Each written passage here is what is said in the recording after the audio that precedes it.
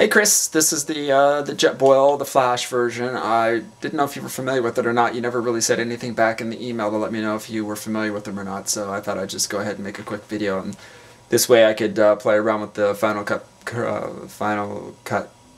Pro program. There we go.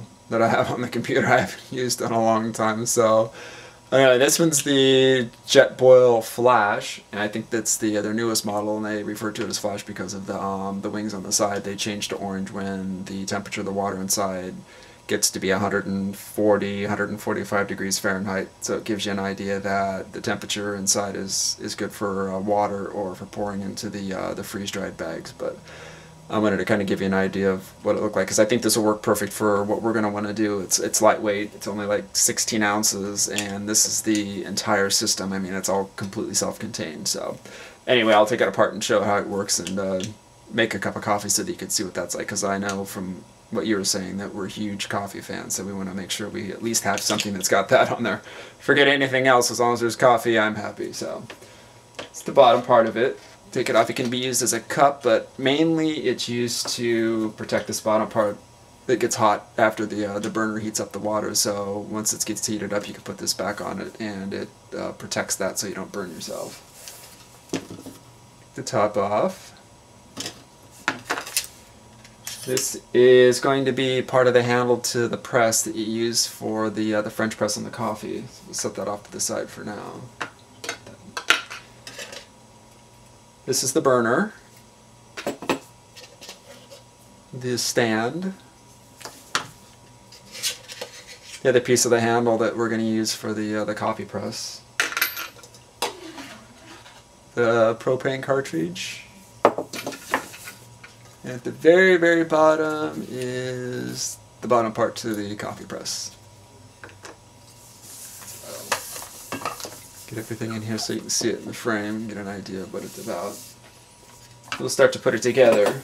First, start out with the base.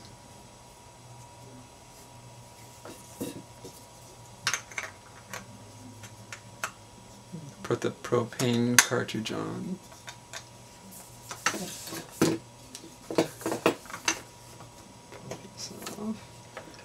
This is the burner. The valve is here.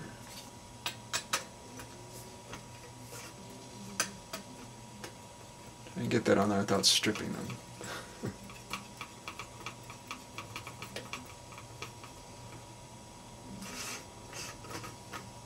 And so now you've got the spark ignition here and the valve control here. And then this fits on top. There's little grooves that hooks into that. Twist it on so it's tight. And then you pour in 2 cups of water. 2 cups of water, they say, is the maximum amount that you should put in there. Anything more than that, and when it starts to boil, you could have some problems with it boiling over. So I actually didn't show you that, but inside it has a little mark inside there that shows you, it's kind of hard to see, but it's down in there on the side. It shows you exactly 2 cups, so you know when you go above that line, you've actually gone over the 2 cup mark, and that you could have some problems. So put that back in there. Fill it up with 2 cups of water that I already have pre-measured.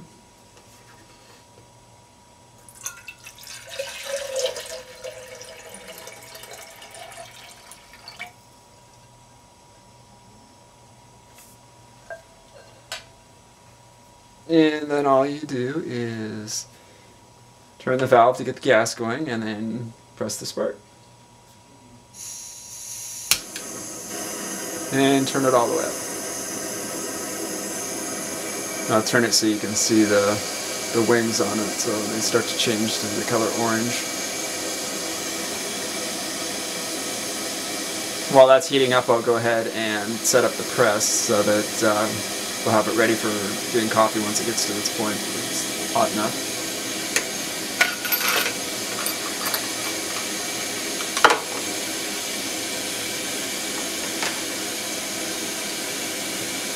Poke through the hole that's already in the top of the lid.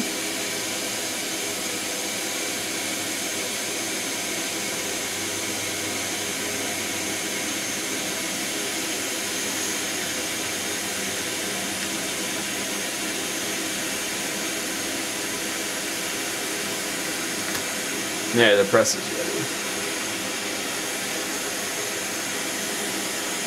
They say you're not supposed to use this inside because of carbon monoxide poisoning, so if you happen to see me fall over or you hear a loud noise, then you know I probably passed out from that, so then you might as well just go ahead and turn the video off because that's not going to be anything more from there on. So there, it's starting to turn orange.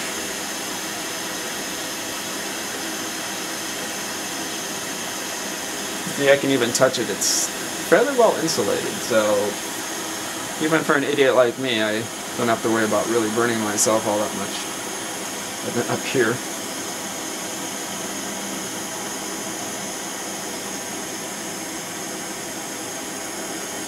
I go to the store and buy the coffee that is whole bean, and then I grind it there, and you coarse grind it so that, well, like any French press, you coarse grind it so that it doesn't go through the sieve on the press. So it's like we've got it pretty close to boiling here. Yeah, there it's at boiling. So we turn it off.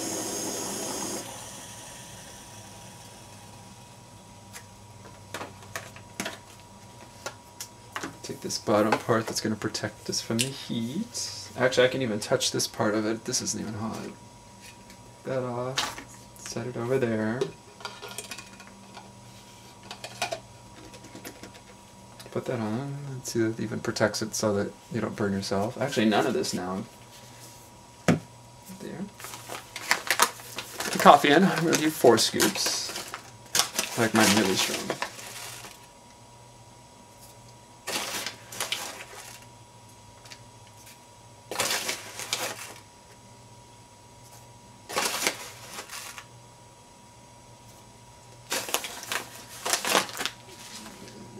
And then we put the top on, let it steep for like 3 to 4 minutes, or depending on how strong you want it. I like it really strong, so probably, now 3 to 4 minutes, because anything over that, it's going to probably cool the water down, and it's not going to be as good. So put this on, swing it around so that it'll make it easier to pour it out.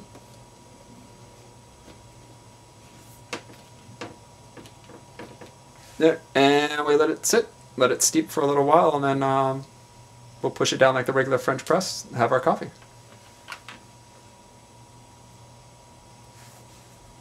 Now that really hasn't been the full 3 minutes, but I might as well just go ahead and show you how it works anyway. It's not going to make that much of a difference now. Just to give you an idea of how it works. I'm probably not even going to end up drinking this one anyway. I've already had about 5 gallons today, so. Press it down like a regular French press. See, it still has the orange bands on it, so you know that the temperature inside's at least 140 Fahrenheit. We'll just pour it in here.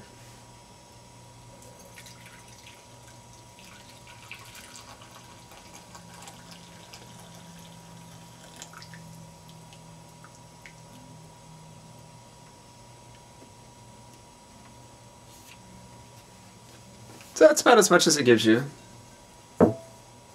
It's a decent amount. Probably 1 cupful for me. But anyway, it's that simple. That's all you need to do. And then in the end, when you're ready to put everything together, all you have to do is break it down in the reverse of the way I put it together. All of this is already cooled down, so it's not like there's any problem with having to wait for that stuff. Just a couple of minutes is all it really takes for it to get to that point. Just take everything apart again, put the valve back down, and take the cartridge apart.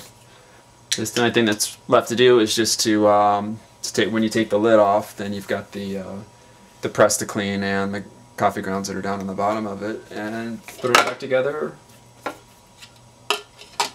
it back in your backpack, and off you go to the next one. So it's really easy. I think it's going to work out really great for us. So at least this way we've got our coffee, and if we decide that we want to carry along the freeze-dried food, then we have the container that we can make the hot water with. I guess the biggest problem we're probably going to have is the water. I don't know if we're going to be able to carry that much water with us. But you were talking about having your filter. I've got that other filter that the SteriPen that supposedly kills all that. At least they claim it kills 99.99999 infinity% of bacteria and viruses and protozoa that are out there. But anyway, I'll make a video of that real quick just to show you what that's like too. So But anyway, this is what the JetBoil is like. So that's pretty much everything in a shell, or everything in a JetBoil. So okay, that's kind of stupid. All right, anyway, that's it.